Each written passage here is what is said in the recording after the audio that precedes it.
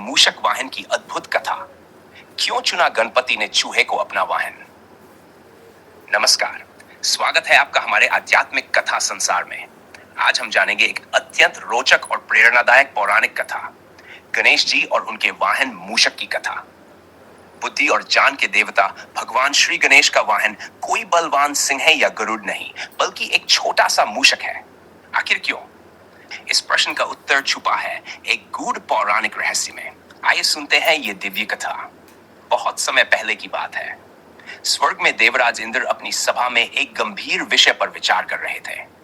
उसी सभा में क्रौंच नामक एक विद्वान गांधर्व भी उपस्थित था, किंतु वह सभा के अनुशासन को भंग कर रहा था। इसी बीच उसका पैर गलती से वहां बैठे मुनि वामदेव को लग गया। मुनि वामदेव को यह अत्यंत अपमानजनक लगा। उन्होंने क्रोध में आकर क्रौंच को श्राप दे दिया, तू मूषक बन जा।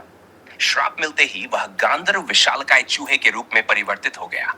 अब वह मूषक बन चुका क्रौंच बेहोश होकर सीधे उसी पराशर के आश्रम में जा गिरा।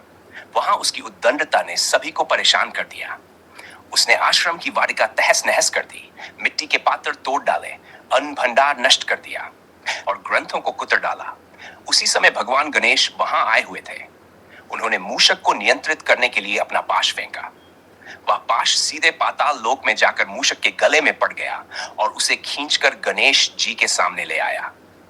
मूषक बेहोश हो गया।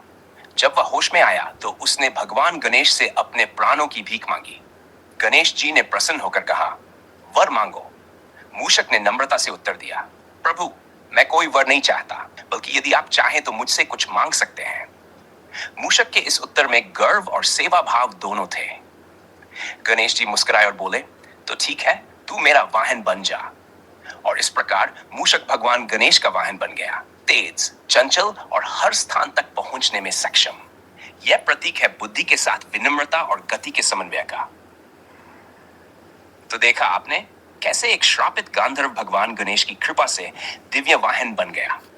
इस कथा से हमें यह शिक्षा मिलती है कि विनम्रता और सेवा भाव से कोई भी अपमान सम्मान में बदल सकता है। अगर आपको यह कथा अच्छी लगी हो तो इसे लाइक करें, शेयर करें और हमारे चैनल को सब्सक्राइब करना न भूलें। फिर मिलेंगे एक और दिव्य कथा के साथ। जय श्री गणेश।